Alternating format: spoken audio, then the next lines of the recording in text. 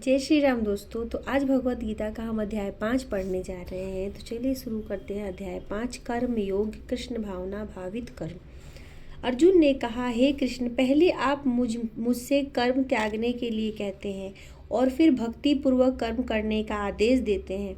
क्या आप अब कृपया करके निश्चित रूप से मुझे बताएंगी कि इन दोनों में से कौन अधिक लाभप्रद है?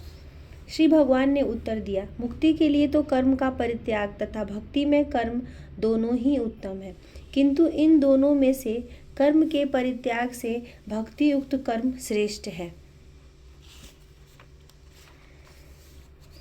जो पुरुष न तो कर्म फलों से घृणा करता है और न कर्म फल की इच्छा करता है, वह नित्य सन्यासी जाना जाता है। हे महाबाहु अर्जुन, ऐसा मनुष्य समस्त द्वंद्वों से रहित होकर भव बंधन को पार कर पूर्णतः मुक्त हो जाता है। अज्ञानी ही भक्ति को भौतिक जगत के विश्लेषणात्मक अध्ययन से भिन्न कहते हैं। जो वस्तुतः ज्ञानी हैं वे कहते हैं कि जो इनमें से किसी एक मार्ग का भली भांति अनुसरण करता है वह दोनों के फल प्राप्त कर लेता है। जो यह जानता है कि विश्लेषणात्मक अध्ययन द्वारा प्राप्य स्थान भक्ति द्वारा भी प्राप्त किया जा सकता है और इस तरह जो सांख्य योग तथा भक्ति योग को एक समान देखता है वही वस्तुओं को यथारूप से देखता है। भक्ति में लगे बिना केवल समस्त कर्मों का परित्याग करने से कोई सुखी नहीं बन सकता, परंतु भक्ति में लगा हुआ विचारवान व्यक्ति शीघ्र ही परमेश्वर को प्राप्त कर लेता है। जो भक्ति भाव से कर्म करता है, जो विशुद्ध आत्मा है और अपने मन तथा इंद्रियों को बस में रखता है, वह सबों को प्रिय होता है और सभी लोग उसे प्रिय होते हैं। ऐसा व्यक्ति कर्म करता हुआ भी कभी नहीं बनता। दिव्य भावनामृत युक्त पुरुष देखते हैं, सुनते, स्पर्श करते, सूंघते, खाते, चलते फिरते, सोते तथा श्वास लेते हुए भी अपने अंतर में सदैव यही जानता रहता है कि वास्तव में वो कुछ भी नहीं करता।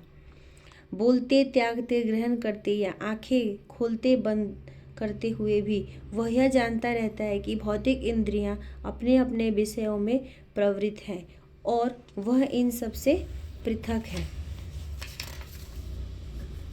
जो व्यक्ति कर्म फलों को परमेश्वर को समर्पित करके आसक्ति रहित होकर अपना कर्म करता है वह पाप कर्मों से उसी प्रकार अप्रभावित रहता है जिस प्रकार कमल पत्र जल से अस्पृश्य रहता है।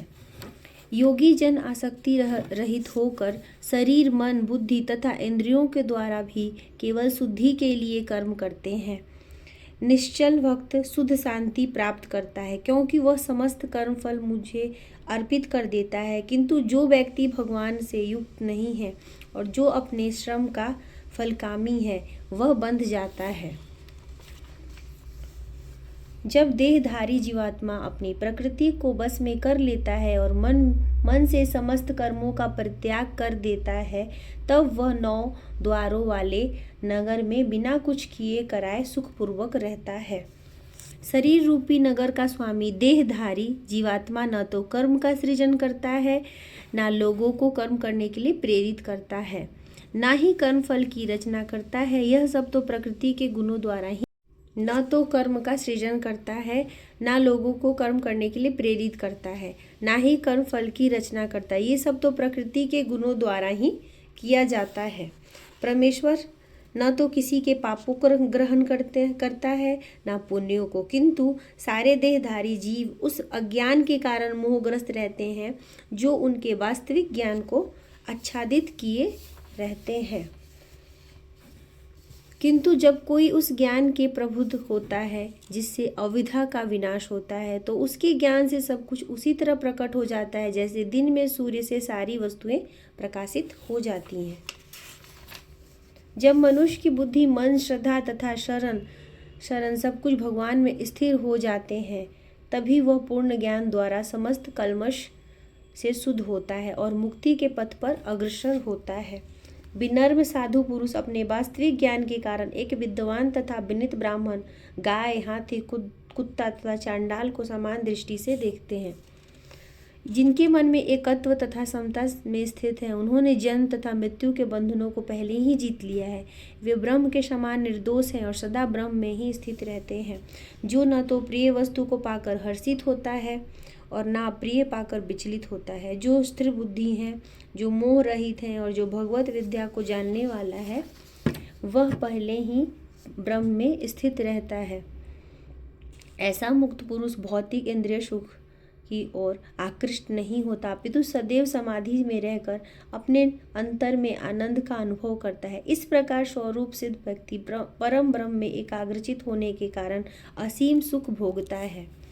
बुद्धिमान मनुष्य दुख के कारणों में भाग नहीं लेता, जो कि भौतिक इंद्रियों के संसर्ग से उत्पन्न होता है। हे कुंती पुत्र, ऐसे भोगों का आदि तथा अंत होता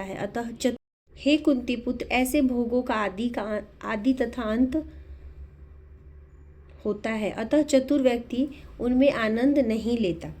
यदि इस शरीर को त्यागने के पूर्व कोई मनुष्य इंद्रियों के वेगों को सहन करने तथा इच्छा एवं क्रोध के वेग को रोकने में समर्थ होता है, तो वह इस संसार में सुखी रह सकता है। जो अंतःकरण में सुख का अनुभव करता है, जो कर्मठ है और जो अंतःकरण में ही रमन करता है तथा जिसका लक्ष्य अंतर्मुखी होता है, वो सचमुच पूर्ण योगी है। वह परम ब्रह्म में मुक्ति पाता है और अंतत्वगोता ब्रह्म को प्राप्त होता है। जो लोग संशय इससे उत्पन्न होने वाले द्वैत से परे हैं, जिनके मन आत्म साक्षात्कार में रत हैं, जो समस्त जीवों के कल्याण कार्य में सदैव व्यस्त रहते हैं और जो समस्त पापों से रहित है, वे ब्रह्म निर्वाण को प्राप्त होते हैं। जो क्रोध तथा समस्त भौतिक इच्छाओं से रहित हैं, जो स्वरूप सिद्ध आत्म संयमी हैं और संसिद्धि के लिए निरंतर प्रयास करते हैं, उनकी मुक्ति निकट भविष्य में सुनिश्चित है। समस्त इंद्रिय विषयों को बाहर करके, दृष्टि को भौहों के मध्य में केंद्रित करके, प्राण तथा अपान वायु को नथुनों के भीतर रोक कर और इस तरह मन, इंद्रियों तथा बुद्धि को बस में करके जो मोक्ष को लक्ष्य बनाता है, वो योगी इच्छा, भय तथा क्रोध से रहित हो जाता है। जो निरंतर इस अवस्था में रहता है, वह अवश्य ही मुक्त है। मुझे समस्त यज्ञों तथा तपस्याओं का परम भोक्ता, समस्त लोकों तथा देवताओं का परमेश्वर एवं समस्त जीवों का उपकारी एवं हितैषी जानकर मेरे भावनामृत से पूर्ण पुरुष भौतिक दुखों से शांति लाभ करता है। 5वां अध्याय हमारा यहीं पे समाप्त होता है। कल हम अध्याय 6 की ओर चलेंगे, ध्यान योग। जय श्री राम।